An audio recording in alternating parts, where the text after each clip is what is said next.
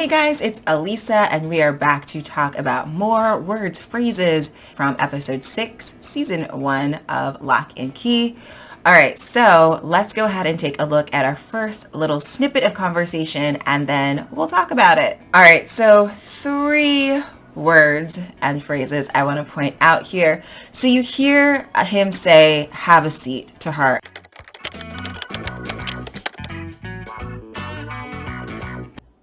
Have a seat. And that literally just means sit down.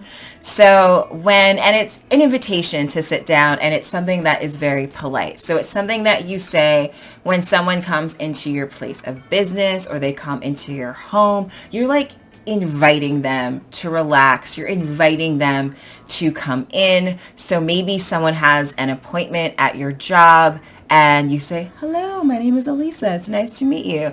And then you walk them into your office or into the conference room and you point to a chair and you say, "Have a seat." And so it's just a polite, inviting way to ask someone to sit down, to be comfortable. You could do the same as someone's coming into your house. It could be a friend, it could be a stranger. A friend that's been to your house a lot might just sit down and not worry about it. But when someone's coming into your house for the first time or they don't know you very well, then, you kind of do what your host does. You kind of follow your host. So someone might say, they just might point to the couch or to a chair and say, "Have a seat." In really the same kind of way. It's an invitation. You're being polite. You're letting someone just sit down and relax. So you also hear him say that Joe was beloved. I'm very sorry about your friend. I didn't know him very well, but Joe is a beloved man in this town. So beloved in the town, and that just means that people really liked him. People really loved him. People really cared about him. So this happens in a small town, and in a small town, people tend to know each other just because there's less people. So you run into people more. And so this is one of those members of the town that people knew and really liked and really cared about, which means it's going to hurt the town. It's going to hit the town hard that he has died. So when you say he's beloved, it just means people really liked him. People in the town really liked him. So in that scene, you hear him say, "I'll be in touch." I will be in touch as soon as I know more. So "I'll be in touch" just means I will contact you, I will reach out to you, I will talk to you at some point in the future. I don't know when, I'm not saying when. It could be, I don't want to say it could be like a year in the future because that's a long time in the future. But usually when you say "I'll be in touch," you mean within the next 30 days. It could be in a couple of days. It could be in a week or 2 weeks or a month. But relatively soon. How soon kind of depends on what you're talking about. In this case, it's a police investigation. Sometimes a police investigation can take a long time. Sometimes they can take a year.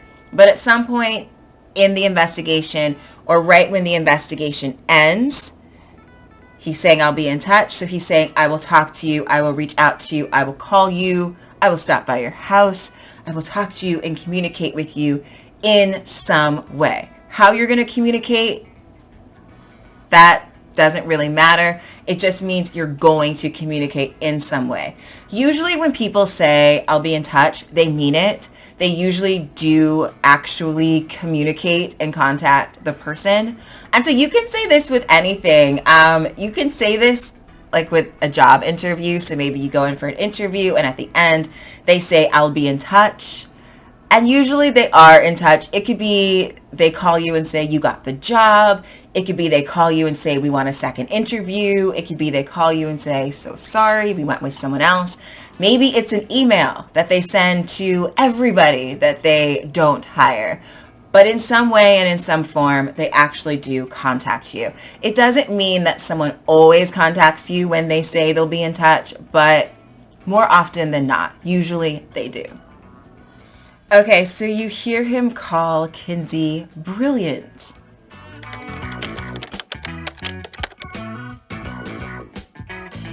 But it's not all bad news.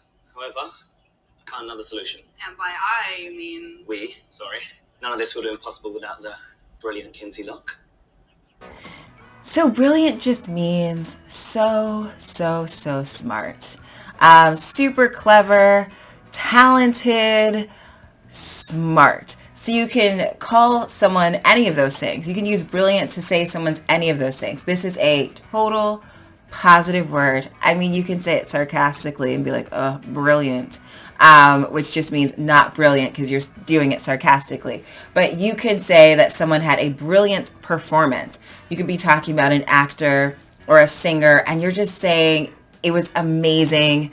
They're so talented. You can say, oh, Kinsey is brilliant, or Jake or John is brilliant.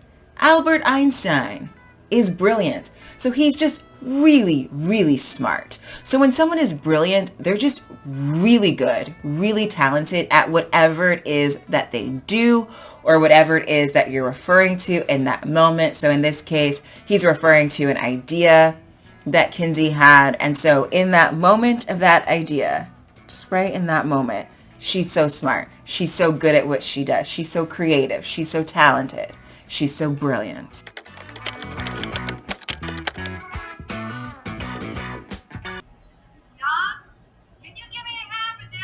Yeah, I'll be right there. Excuse me. So give me a hand just means help me. Can you give me a hand with dinner? Can you help me with dinner? It means the exact same thing. You can use them interchangeably. Can you give me a hand taking these groceries out of the car? Can you help me take these groceries out of the car?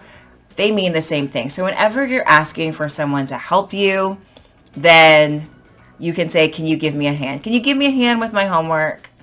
Can you help me with my homework? All means the same thing. So our next word is fixate.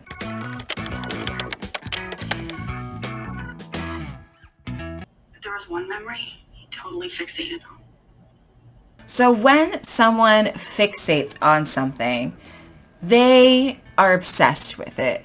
They can't stop thinking about it, or they can't stop looking at it. Whatever it is, they just can't stop focusing on that thing. It can be a place, it can be a person, it can be an object. In this case, they're talking about a memory. So he couldn't stop looking at the memory. And it could be, I mean, we could talk about anything. Usually fixate is a neutral to negative word. It's usually not a good thing, because when you're fixating on something, when you're obsessed with something, you're usually spending too much time thinking about it or watching it. But it can also be neutral. Like maybe you're watching a movie and you're like fixated on the movie. Well, you're watching the movie, so you're supposed to be just staring at that movie. Doesn't matter what's going on over here or over here. You're just fixated on the movie. You're just watching it. No one can distract you. No one can make you stop watching that movie. You are fixated on it. So in that case, you're watching a movie. That's what you're supposed to be doing. So the fact that you're fixated on the movie, on watching the movie at that time, is not a bad thing. It's not a good thing. It's a neutral thing. But if you're fixated on a person, it probably means you might be stalking them. It probably means you won't stop talking about them. So maybe you're annoying all your friends and they're like, oh, stop fixating on her, or stop fixating on him. You're not together anymore. Get over it. You could fixate on a place. Maybe you've just moved and you really miss the old place that you used to live in. Or maybe you moved to another country and you really miss your country, and you won't stop thinking about it. You won't stop talking about it. You won't stop comparing everything to it. You are fixated on it. You are obsessed with it. Fixate and obsess cannot be used interchangeably, but they are really close synonyms and they do mean very similar things.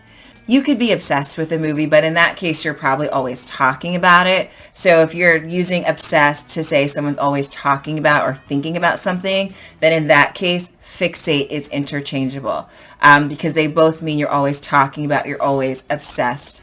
You're always talking about something. you're always thinking about something. So in that case, they mean the same thing. And in that case, they are interchangeable. All right, so that is it for this video. If you liked it, please give it a thumbs up and subscribe to my channel. Hit the notification bell so that you know when I have new videos coming out. Bye guys, thanks.